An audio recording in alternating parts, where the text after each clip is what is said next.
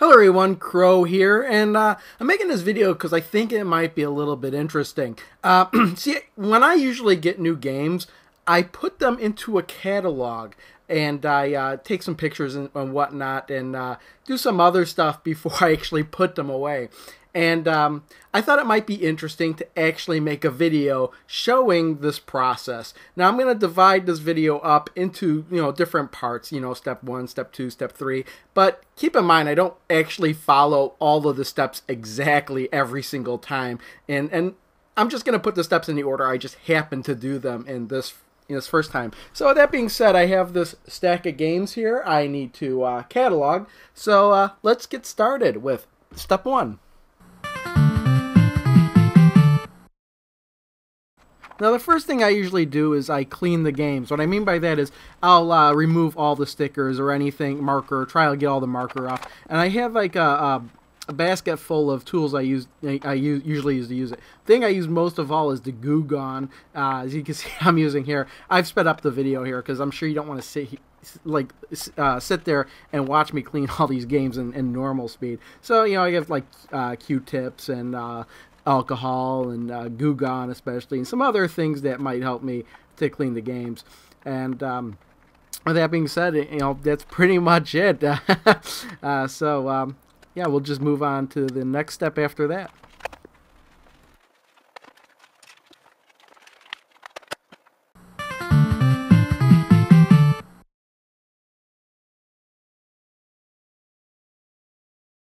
The next thing I'll sometimes do, and sometimes I save this step for last, but in this case I'm doing it before I actually catalog the games, is I'm just taking a picture against a kind of a backdrop with all the games that I recently got.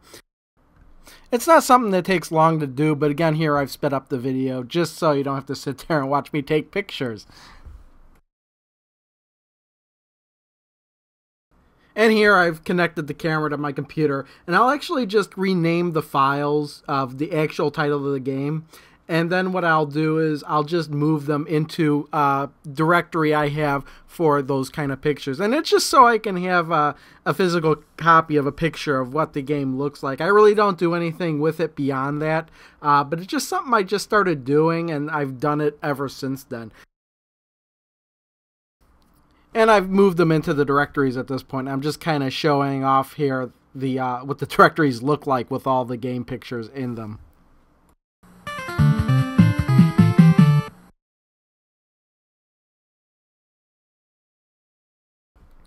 Next, what I'll do is I'll scan all the boxes, the front and the backs of all the boxes for the games that I have.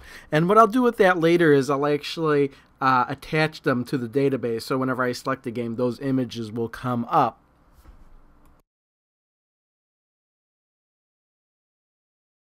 For the games that I don't have boxes for, or I just have the cartridges for, the program, when I search for it, will usually come up with a box for me. But if I do have the boxes myself, I prefer to have the images of my own boxes shown. And at this point here, I've got all the boxes scanned in, and I've had them saved into the locations they actually need to go in. But I still need to go in and rename the files so they kind of form to the conventions that I'm doing.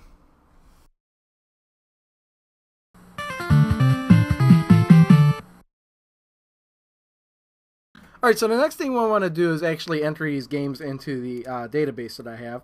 I'm actually using a program I purchased online called collectors.com, Game Collector 3.5 Pro. Actually, version 4.0 just came out, but I haven't purchased it yet. I probably will soon because of some upgraded features, but for now I'm just going to be entering them here. On the screen here, I have along down this side, we have our game systems that I have games for. And if I click on one of these, like if I click on, let's say, Intellivision, up comes a list of all the Intellivision games I have over here. And, details about whatever game I have highlighted down here. But what we really want to do is, you can configure this however you want to, but I'm just going to be entering in some games here. So I click on the icon to add some games. For games like these ColecoVision games that don't have barcodes, I just have cartridge only, I'm just going to enter in the name of the game. This one was Sub Rock. Also over here I have like Buck Rogers. So I'm going to actually enter in just Buck Rogers. It's a Planet of Zoom, but it should give me a list of all the Buck Rogers games that I can just select from there. And I have an NES game, Base Wars.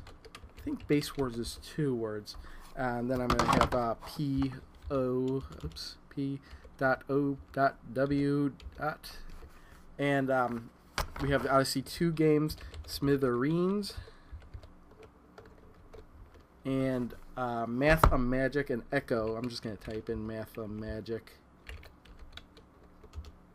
here. Oops. I'm just hitting keys I shouldn't be hitting. So these were all the games I had to enter in without barcodes. Now, the remaining 3 do have barcodes, like this one, Plan 9. If we look on the back here, we can see the barcode.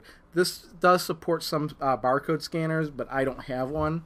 So all I need to do, I mean, it's not too much trouble just to enter in the barcode here. This one is 6500083995561. And then we have the Forza Motorsport 3 Ultimate Collection. Barcode on this one is 8853702383889. And finally, the Epic Mickey Collector's Edition, which has a barcode of 7127250204039. All those are added to queue. Well, now when I hit search all, it's actually going to search the interwebs for matches. Looks like it didn't find Math-O-Magic. But Sub Rock for the ColecoVision is, if I double click on it, it shows me a game cover that it has. So there's a bunch of different options. There's a US version, a default version. I'm going to click the US version here. Buck Rogers and the Planet of Zoom for the ColecoVision. I'm looking down the list. Oh, there it is. Sometimes if a game doesn't show up, you have the option to enter it in manually, but it's just far easier if it's there. We'll go down to the next one. Base Wars on the NES is right here. Okay, we'll just select that one. POW on the NES, it's right here. We will... Which one? Should I pick the US version? Sometimes it doesn't make a difference. Sometimes they're the same. Smithereens on the Odyssey 2. Yes, that game is in here. Even has artwork in there for it. I'm going to select the US one. Math-O-Magic, we'll just pass on that one. The plan is in there. So with the barcode, everything pops up perfectly. Here's the Ultimate Edition for Forza Motorsport. And the Epic Mickey. It came up as the regular edition, even though I have the collector's edition. Let's see if we can't fix this Math-O-Magic one. Let's edit the search criteria and go a little bit, pick specifically the Odyssey 2. Magnavox Odyssey 2 update, search. Okay, it's not going to find it. I'm going to have to add that one manually. So let's remove that one, add the rest of them. And I will add in Math-O-Magic and Echo manually. What I normally do for all the information is I'll bring up a new window with on the side here for GameFAQs and look it up. Because GameFAQs has lots of information on the games. So if I selected Math-O-Magic, here it is, Math-O-Magic and Echo. So let me click on that, and I'm just going to copy and paste the stuff in there. It's Math-O-Magic and Echo. And at this point, I've decided to fast forward most of this video, this part, because all I'm doing here is I'm entering in all the information for Math-O-Magic, and then I'm going to go back to those games I've already entered in, and I'm going to make sure all the information is correct, and then add in some of my own details, like whether or not I have the manual, or if I don't have the box, if the game is the cartridge only, and then I'm going to go ahead and add in those covers that I had scanned in previously.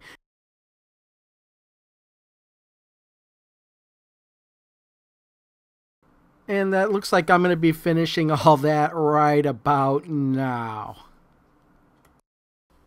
Alright, that'll pretty much do it for entering everything in, but there's still one more step left to do.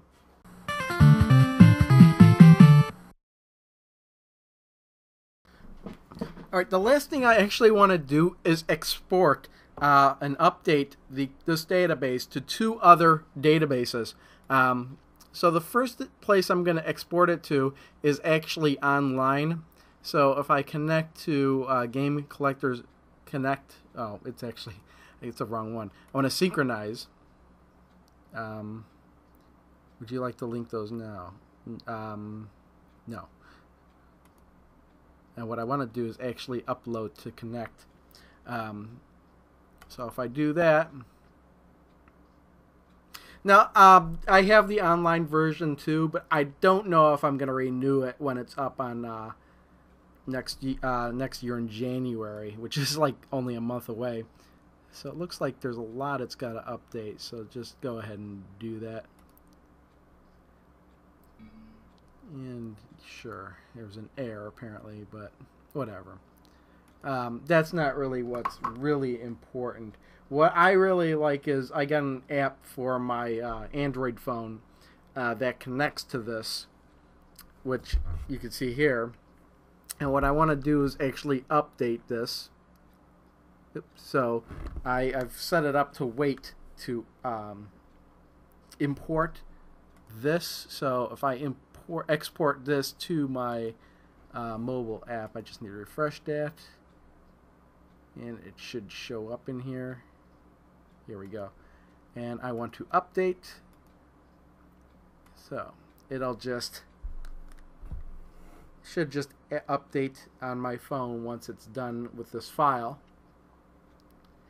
And that way I'll have, you can see it's already downloading on my phone.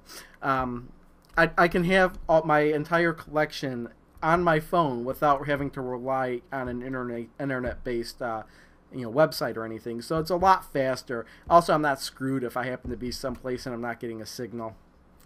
So this is processing it now. This is done. And that's pretty much it. So yeah, it looks like the database has been imported. So, and this is the first Android phone. I have a G1, but yeah, I've got my entire database on my phone too. If I wanted to look at just, well, let's just say Atari 2600 games, they're all listed here. I could click on them, see all my details about it. If it comes up, here we go. See, I have the cartridge and boxing manual for 3D tic-tac-toe. So this is actually a scan of the box I have, and you can, it's a pretty cool app. I like it. It's also on iPhone. But yeah, that's pretty much what I go through. Last thing is left is actually just putting the games away. But that's basically what I go through every time I get games. So if anybody else has any other methods that they do, I'd be interested in hearing that. I know what I'm doing is probably far out of the ordinary, but I have my own little ritual. So thanks for watching. See y'all next time. Bye. I'm done with my freak out. Thank you.